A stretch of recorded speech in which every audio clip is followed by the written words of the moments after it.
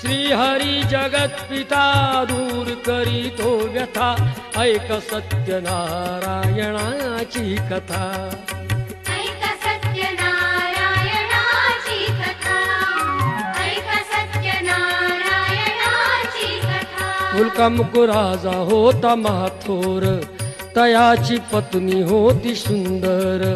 नदी किनारी एकदा त्यांनी घातली महापूजा दोघांनी आली एक नौका त्याच मार्गानी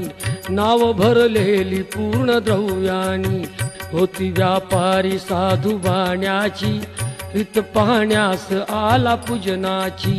उल्कामुख त्यास बोले ऐकावे व्रत नारायणाचे अचरावे मनोइच्छित फळ मागावे चरणी श्रीहरीच्या लागावे घराशी आला